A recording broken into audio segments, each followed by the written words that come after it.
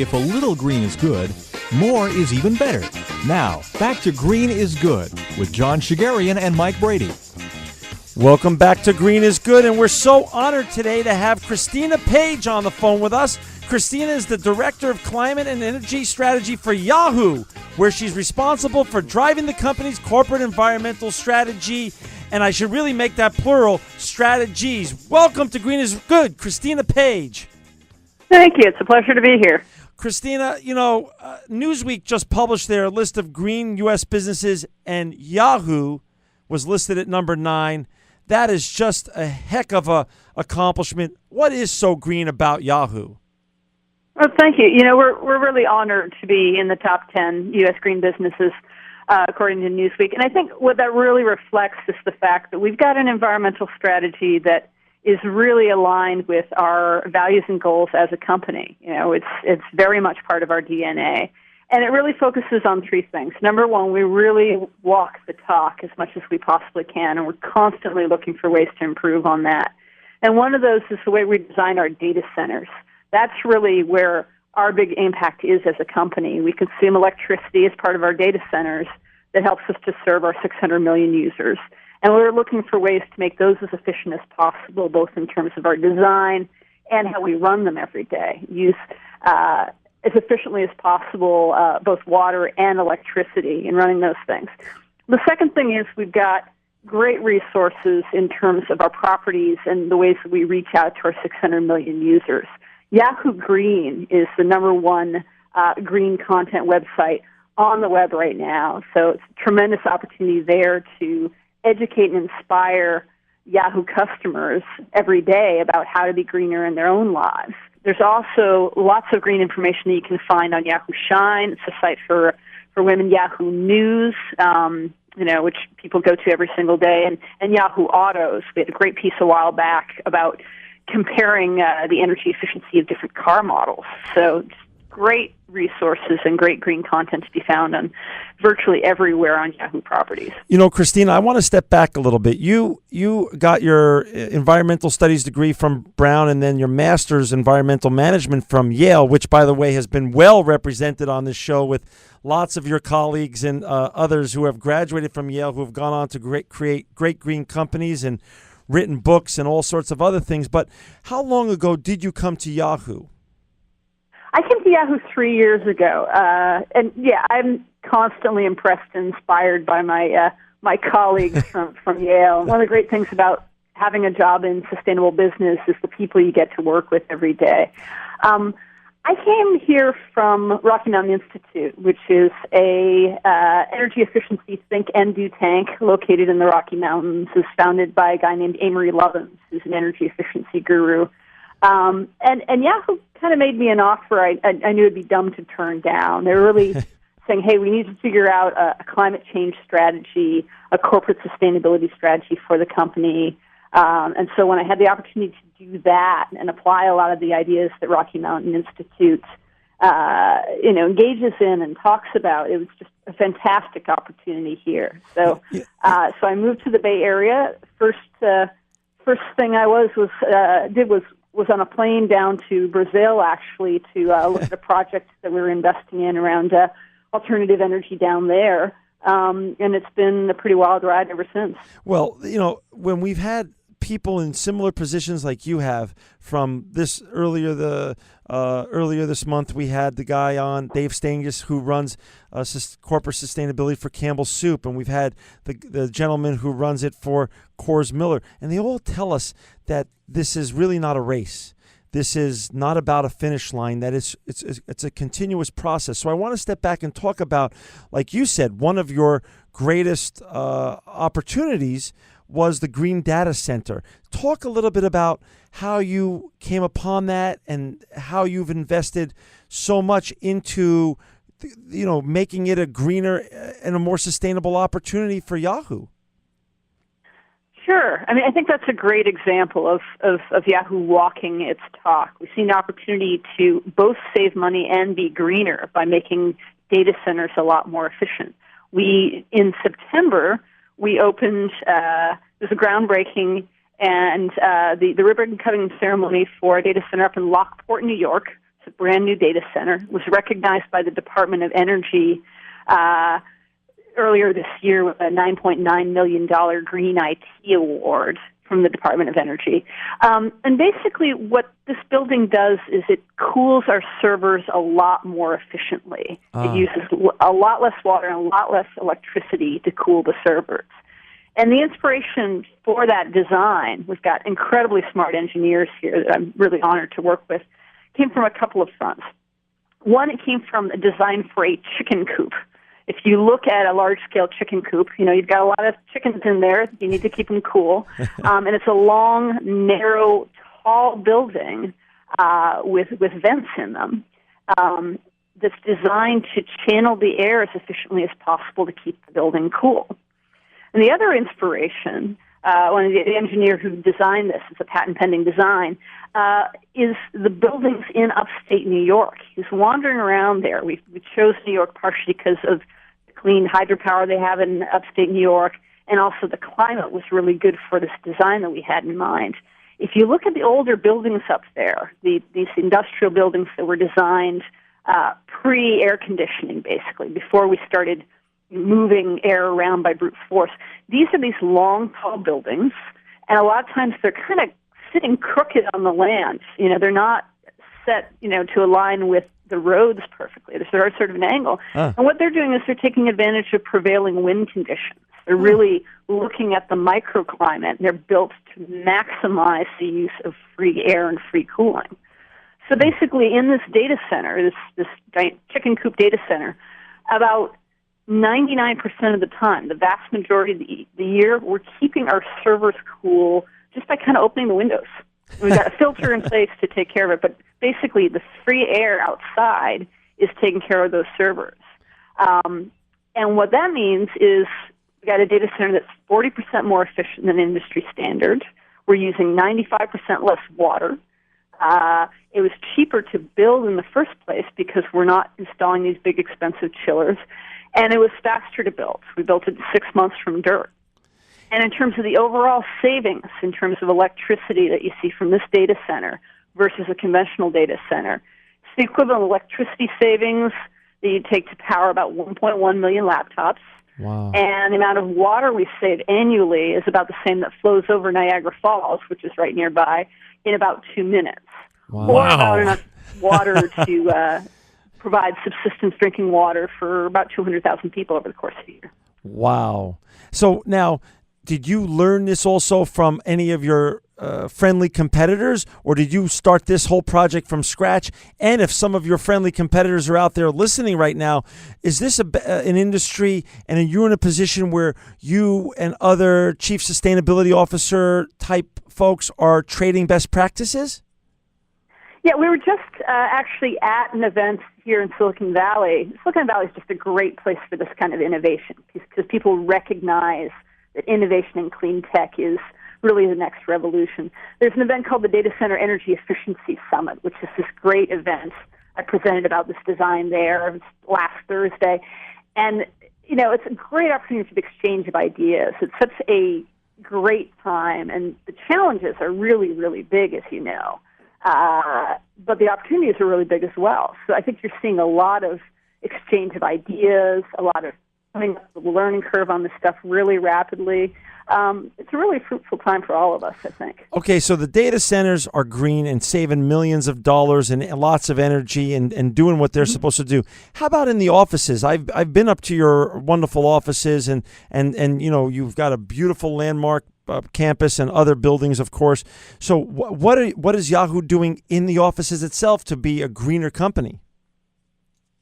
Yeah, again, the real estate workforce team here, the facilities folks, are just tremendously wonderful folks to work with. And we've got, throughout the buildings, we've got lots of green components that not only save us money, but also help to make a really good work environment for our employees. So, among other things, we've got a green screen, a touch screen. It's this real-time energy monitoring device. So when you walk through the lobby, you can see how much electricity your building on our campus, there's several buildings, is consuming. You can see it on a floor-by-floor level. You can see what it was doing yesterday, whether it's up or down. And you can also translate that into, not only kilowatt hours, a unit of electricity measurement, you can see how much that is in laptops or light bulbs or carbon. So that's been a great educational tool for us. We've got a tremendous employee commuting program. I live in San Francisco. It's about 40 miles to the north. Wow. This morning I got up and I got onto a shuttle. It's a great big bus, very comfortable. It's got free Wi-Fi in it, which took me down to work, as opposed to me having to get into my car by myself and fight traffic all the way down. So it's a productive, much more relaxing way to get down here. So we've got an award-winning commute program for folks who aren't on the shuttle route. There's a 25%. There's a subsidy for taking public transportation. We've got a great carpool matching system as well. So it's very integrated, and the intent is not just to reduce carbon impact, but also reduce the impact on our employees, because driving by yourself can be really stressful on the environment and on you. And is the shuttle just a Yahoo shuttle, or is that a sort of a collaborative among other brands also in the Valley? That specifically is a Yahoo shuttle, but we also have ways of encouraging folks to use Caltrain and BART and various systems there as well. And let's go back to the green team. How many folks are on your green team? We've got it's sort of a moving target. We've got employees in 17 offices around the world. So I think last time I checked, it's roughly about 300 employees. But that number's been growing because people really recognize that this is a great way to get involved, and the folks who I work with on it really make it like a lot of fun. So your green team then is tasked with making suggestions back to you, which then, then all of you as a collaborative start culling through them and seeing which ones are viable and which ones can be implemented and things of that such. Is that how the green team works? Because other brands listen to this, and also other entrepreneurs listen to this. So it's always fascinating to see how a great company like yours, Yahoo, and by the way, for those who've just joined us, we're with Christina Page now, who's the Director of Climate and Energy Strategy for Yahoo, the great brand Yahoo, which is the #1 green website online, Yahoo Green and greenyahoo.com. So, Chris, go again. How many, how does that collaborative work? Because it's fascinating to us. Jim Gowan from Verizon also has a quote unquote a green team that's filtering back hundreds, if not thousands, of suggestions to him on a regular basis. How does yours operate? Part of that is them coming up with great ideas. The other part of it is engaging and inspiring their colleagues on a daily basis. We had a program called Chuck the Paper Cup, which is a recurring thing. We consume, as you might expect, a lot of coffee here at Yahoo, and that leads to a lot of cups. So part of what we've done that the Green Team has engaged in is encouraging people to use a ceramic cup, use a reusable mug. And there have been a variety of creative ways they've done that. There's a great sculpture that one of our employees did a couple of years ago saying, this is how many cups we generate globally over the course of 15 minutes. She built these little domes out of used cups that she planted out around the lawn for Earth Day. We have a fast lane for people who have a reusable mug that they can get in to jump to the front of the queue and get their coffee faster, which is great if you're late for a 9 o'clock meeting. And, when we give away, we have periodic mug giveaways, which are really popular. For Earth Days ago, we had a sort of a little bit of a scavenger hunt. We just planted the mugs different places around the campus. And that's something that's a case that a little bit helps. And it's a great touch point for all employees in terms of a starting point. We've got a great green speaker series. We had someone just the other week come down and talk about sustainable seafood. We had Adam Morbach from Saatchi & Saatchi, is a leader in the green movement, come down and speak to us about a year ago. So that's something that's a great opportunity to inspire and educate as well. And also, I want to give... And what's near and dear to my heart is recycling. So I want you to brag a little bit about your unbelievable recycling program. And I want our listeners to get inspired here, because recycling is something that's simple that all of us can do wherever we are, big business, little business, at home or whatever. Speak a little bit about what you just did, what you're doing with regards to your great recycling program. Right. About every month we keep about 85,000 pounds of material out of the landfill by reducing and recycling everything from water to cardboard to computers here on campus. We also have for food waste. We partner with Bon Appetit, who does our catering here on campus. We've got a composter. It's basically a food dehydrator that our food waste goes into. And that's a great way, again, to keep materials out of the landfill. And that's right here on campus. And we send the waste off. We send the byproduct of that, the compost, off to a nearby farm. So in addition to that, a little further upstream, Bon Appetit, which is our caterer, makes sure to provide a lot of sustainable seafood, a lot of vegetarian options. There's great signage around the cafeteria telling people about the impact of food and where it comes from when it's locally sourced. So they're a great partner in terms of feeding people really delicious, healthy food, and also highlighting ways in which it's environmentally conscious.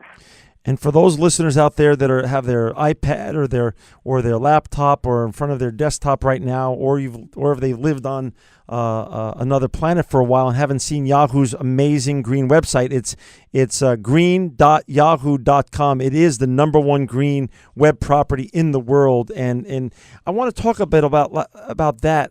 Chris, you've been talking about all the internal stuff you've done, and obviously you talk a great talk, but you also walk a great walk, and it's become DNA, part of the DNA at Yahoo, thanks in large part to you over the last 3 years. But talk about your opportunity to our listeners and the world out there that you serve on your green.yahoo.com. What's that opportunity look like, and how do you inspire and message to your client base on a regular basis? Sure, absolutely.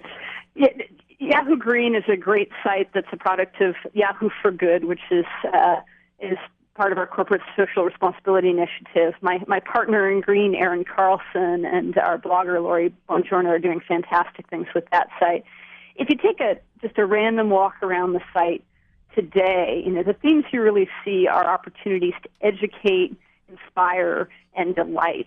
And it ranges from things like 10 famous trees around the world. So you have these beautiful pictures of trees from around different corners of the globe that really tap into people's interest and connection with the natural world. So there's that sort of wow, inspirational moment. And right next to it is a piece about plumbing mistakes to avoid. How do you save money by not sticking things down the drain that don't belong there? Don't pour grease down it. Don't leave your hoses connected during the winter. Things that, by doing it, you're doing several things. You're saving water. You're saving yourself money by avoiding costly plumbing visits. And it's convenient. It's convenient, it's simple, it's easy. So that's where the education part of things comes in as well. And there's a piece on, sort of a throwback to the Yahoo compute coop, the chicken coop design for our data centers. There's a description of how you build a chicken coop in your backyard.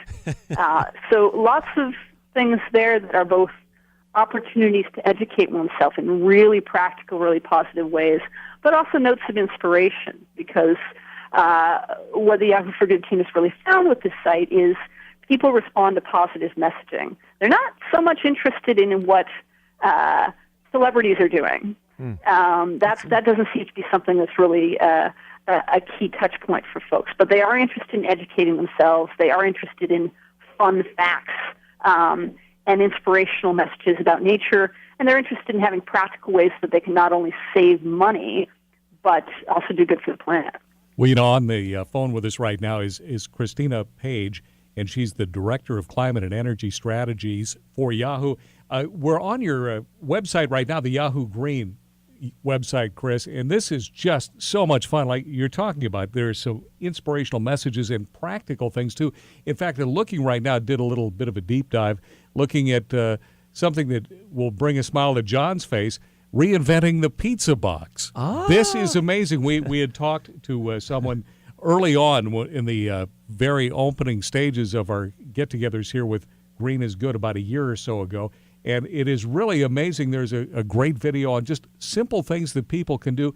Who would have thought about a pizza box, using it as a serving tray? This is just one of the fascinating things that you'll find on green.yahoo.com. And Mike, when you look at their mission statement here on Yahoo Green, that really what they love doing is helping millions of people take easy steps to change the world and make the world a better place. And that's what we do here at Green is Good. So, Christina, we're huge fans of what you're doing, and any way any way we can help effectuate change, we believe in that. So, like you said, forget the celebrity part. Just simple steps can effectuate large change if done by lots of people. Absolutely. So that's the message we try to send to our employees. That's certainly what our data center engineers do every day, that they help us to be more efficient. And that's the message we're trying to communicate to our users as well. So, Chris, a little bit, let's have a little fun here. 3 years you've been there, and you're doing, honestly, amazing work. And Mike and I are just blown away, and I'm sure our listeners who are listening today are also. But where are you? Are you in the top of the second inning, the bottom of the fifth here? What's the future look like for the sustainability programs at Yahoo? And what do you have in your crystal ball to still implement there in the years to come? I think there's just always new opportunities. That's a great thing about this job. We've got tremendous challenges. Scientists are saying we need to reduce carbon emissions 80% against current levels by 2050 at least in terms of climate change. So there are always challenges that we're up against. But there are also opportunities. There's opportunity for greater efficiency. I think you're going to see great things in terms of greater efficiency around water. That's something that people are increasingly concerned and aware about.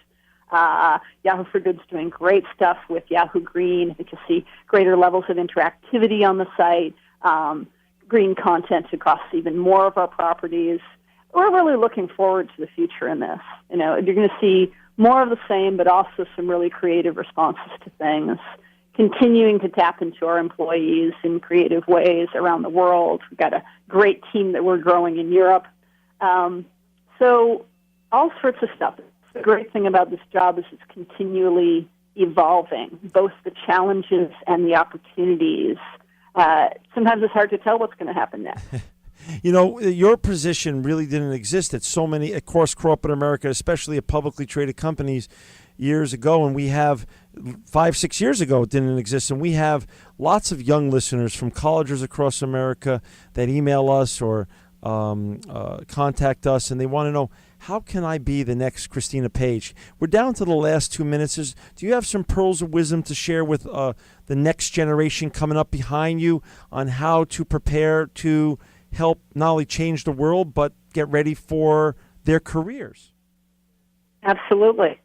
Yeah, I think I don't think there's ever been, I've been in this business for 20 years. I'm going to date myself. I don't think there's ever been as fruitful a time to get involved with sustainable business and the sustainability movement. There are just so many different ways that you can get involved. So I'd say number one thing is do what you're good and passionate about in terms of process. Figure out what you're interested in studying and learning about, because odds are good there's going to be an opportunity in the green movement, in the sustainability movement that's compatible with that. So if you're an engineer, tremendous opportunities. My data center guys would love to hire you if you develop an expertise in energy efficiency, water efficiency, sourcing cleaner sources of energy. If your passion is communication, there's obviously great opportunities in terms of generating content for sites like Yahoo Green, or working to craft a corporate sustainability strategy and the messaging around that. So I think start with what are you personally passionate about and how can you plug that in and serve sustainability. And also, I think, find somebody who has a job that you think you'd really like and talk to them about. Ask them how they got there. It's such a quickly evolving field that really looking at someone and talking to them about how they got there is a really great thing to focus on as well. And go to as many events as you possibly can. We're spoiled here in the Bay Area because it's just such a hub of clean tech innovation. I could go to an event pretty much any day of the week. But you can also get on the web and look around, find things, talk to people, read as much as you can about the things that you're passionate about. And that'll all, I'm sure, lead you in an interesting direction. This is, for better or for worse, the problems that we have, the challenges that we have are not going away, but what it also offers is amazing opportunities in terms of career for helping to solve those problems in ingenious, creative ways. Well, that's well said, and I hope our young listeners out there took some good notes there, because that's great advice. And for our listeners here, Christina is doing amazing things at Yahoo. Go to their site, yahoo.com, obviously, the great legendary website, yahoo.com. But for those also want to learn more about what Christina spoke about, it's green.yahoo.com. It's the #1 green website online. Christina, Mike, and I are just so thankful and honored that you came on our show today. You're an amazing and proven inspirational leader, and truly living proof that green is good. This program will be available for downloading in a couple of days from our station's website, keyword podcast. Thanks for listening, and join us again next week at the same time for another edition of Green is Good.